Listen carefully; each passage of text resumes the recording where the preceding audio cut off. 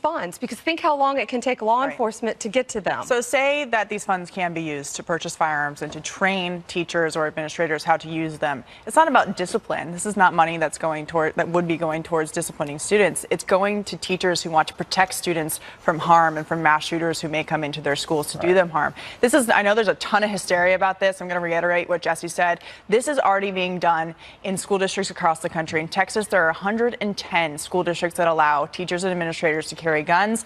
According to the Crime Research Prevention Center, more than a dozen states across the country have some kind of allowance to allow teachers to carry firearms to protect their students. And for someone to say that this is about giving teachers guns so they can shoot their students in terms of a disciplinary process, it really says a lot about what they think about teachers in this country. It's extremely the teachers reckless. that I've talked to who work in classrooms and who think that this is actually a good idea, they would rather defend themselves and have a chance at defending their students as well, because those students are their responsibility during the day with a firearm, than to stand in front of the door with their body and hope that the shooter comes in and leaves. Well, wait a second. Wait a second. Hold on. Greg, Can I interrupt just to respond to Katie? I want to ask Greg. Greg, okay. the bottom line on this, though, is that the majority of this $1 billion is going to all these different things that can help schools around the country. It's several rural schools have asked about it to help them when law enforcement isn't close.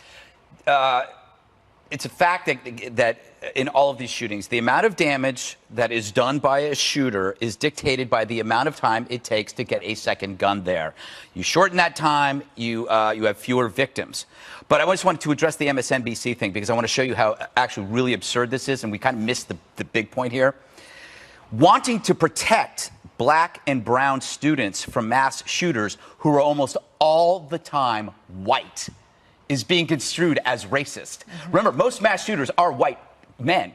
Okay. So the idea that this is somehow racist, you're trying to protect black and brown students from white shooters, they are now counting as racist. This is the same argument that that leftists apply to communities. They will say, if you have a lot of police officers, you're unfairly targeting minorities in a community. So what they did is they shrunk that down to the classroom situation, when in fact you can reverse it. You said that the armed security are there to protect the black and brown students the way the police officers, who are often black and brown, like the teachers are black and brown, will be there to protect the community members who are minorities. So that's BS. Let me just say, I'm standing up for white men right now. I can't believe what Greg just said about who. But let me just quickly add, I wanted to respond to Katie. Katie, maybe you should notice that 82% of teachers and staff in this country have said they don't want to carry guns. They don't want to carry guns. 73% of teachers said absolutely not. And in fact, 58% say that having guns like that in the classroom will make them less safe. This is all about the gun lobby and about gun makers trying to sell guns. The majority of teachers are leftists who hate the Second Amendment. Anyway, first of all, the second thing is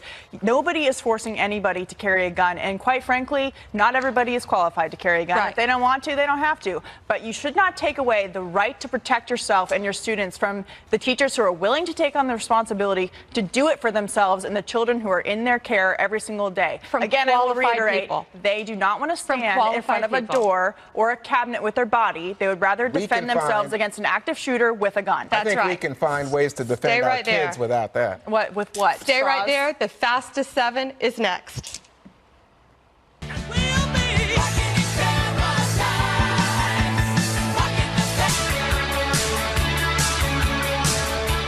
Welcome back. It's time for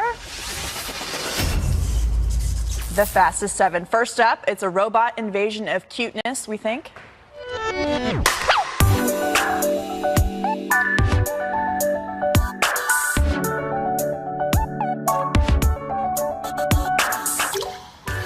Japanese tech giant Sony announcing a new and improved version of its popular Aibo robot dog, and it will be coming to the United States in September with a price tag of nearly $3,000. The autonomous pooch can learn custom tricks and respond to a number of classic real dog commands like sit and stay, Jesse. Real dogs sometimes cost $3,000. Yeah, This dog doesn't have the vet bills. I mean, Juan thinks $3,000's affordable, so I think that's right in his price range. It's not necessarily loyal. I don't know how you program loyalty, so I'd have a problem with that. But I like that you don't have to walk it to go to the bathroom. I like that it doesn't shed, and I like that it doesn't smell bad. So there's definitely an upside here. Greg, you don't have pets, but would you consider getting one of these? Yes. Well, you missed. There's no robot poop yet. Although that would be interesting. to see what- Virtual robot poop. Yeah, exactly. It wouldn't smell anyway. Put robot in front of anything, and it gets better. Robot humans, robot cars, robot insects. Robots are better humans. We just got to accept the fact that we are the next dinosaurs, and robots are the next humans. Evolution, except we are creating our replacements. That's what's different. Juan. Why did you ask him this question? No, it's true. It's What is inevitable. going on with you?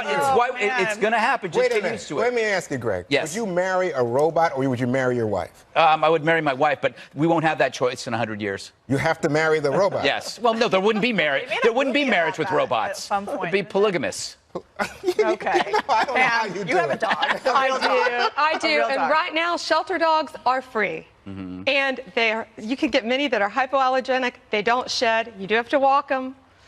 Yeah. You do have to walk them. Maybe that's what we'll all get you for Christmas. Maybe. I don't know. I'm not spending that much money. Free? No, a free dog. No, a shelter dog. But I'd be Oh, scared. yeah. Hopefully your wife will Just take what care Greg of it. We used to call them pound dogs. Okay. These are not pound dogs. These are very expensive, fancy dogs. Yes. But up next story. Whoever said flying saucers and politics don't mix?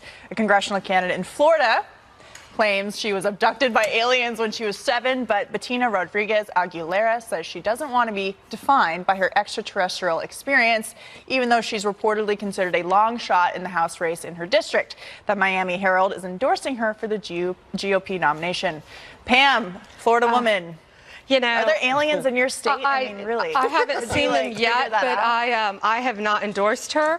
But she would be in charge. She would want to be in charge of the Space Force program, I think, that the president's proposing. go. So we'd have another Republican supporting that. However, I think she's been there herself in space. So. That'd bring more to little the Florida troubling. economy if she was in charge of the Space A Force. little Jesse. troubling. I think she was just abducted by James Carville, and she confused him for an alien, and that's how Right. that got started. Juan, who hasn't been abducted by aliens? Really? I mean, we if all she's have. on, if she's Can the on- aliens, can you abduct Juan, Yeah, please? yeah. All these Wait a people don't second. abduct her. Wait Get a Juan out of second. here. She's a Republican. She's a Republican. But here's the thing. She says she's still in touch with aliens through some kind of extraterrestrial. She talks to them. She does. That's what she says. Well, this is very interesting. And then, of course, the Miami Herald endorsed her. Right? And she, I don't get this. I don't It's get Florida. it. But I just think it's amazing. You shouldn't hold that against anybody, right? Yeah, are we It's the being red too wave right there, judgmental? Juan. That's the red wave. One, I mean, you should like. She's a Republican who's pro-alien, so you should be happy. Tell Pam. But I want to say, how are her claims any more absurd than anything from Cuomo or Bernie Sanders? I'll take an alien abduction over socialism is good for the economy or America was never great. So she might be pretty good. Just lower my taxes. Yes, exactly. I don't care if you were abducted. The aliens Cut are my for less taxes. government, so are we. Yeah. All right, and finally, a new study says people admire others who are selfless and considerate, but don't want them as friends or romantic partners. So, Jesse, I think this is about you not wanting to be held accountable by your nice, considerate friends because they try to make you a better person. I think I am the nice friend. You think I so? do. I Do think you not I'm the have any do-gooder. friends? Yeah, I think I'm the do-gooder. No one wants to hang out with me because I'm Oh, just that's too so sad. goody-goody. Yeah, you know what I call Jesse when we're gossiping about him? The Mother Teresa of Fox. We're gossiping about him. Yeah. Kisses babies. Because he's just, he's generous. It's he's true. open-spirited. True. The Why are problem- you so sarcastic? But the problem is that when Jesse is behaving in this way, I have to think, is he going to be like Jimmy Carter and go do Habitat for Humanity, or is he going to look out for I have me, done his that. friend? I have done You know? that. I hammered some nails Yeah, and some well, you should be looking stucco. out for me. That's why people don't want them as friends and romantic partners, because they're busy helping the world instead of helping me. Juan, I do not want to be your Look, romantic Katie, partner. Thank you, Hold Jesse. on. The study, I think from the Daily Mail, it's all how you word a study, just like a poll. Okay. The study says that would you want someone who would be out doing Habitat for Humanity or spending time with their mother to be your spouse? Come on. Which one's your more mother? considerate? They want a Right. bad you boy, want somebody who's right? going to Like care about Gutfeld. you, who loves their family. You want somebody who loves their They want a family. guy with a loves leather their jacket and a family. cigarette and kind of an angry Gutfeld And a robot on the dog. wrong side of the tracks. No, but it is about skewed priorities. Real do-gooders often you don't hear about it, right? They don't talk about it. They do stuff behind the scenes. Dana likes to toot her own horn about all that. She's not here. You give her a All right. She's definitely watching. You know that was a joke. We love Jesse. you. No, okay, but Do-gooder Dana. the stereotypical version of the do-gooder, the kind of thing that we see on TV, is the person, the activist, the person that's out there. And the thing is, they do put, that type of person does put the snail darter before their family. They will they'll worry about climate change, but they won't change the diaper. Everybody has had this roommate in college that is all about global this, global that, but they never pay their rent. No, they can't take care of themselves. Yes. That's true. All right, Yeah. well, stick around because of Apologies to next segment. Dana. Sorry, Dana. That, man.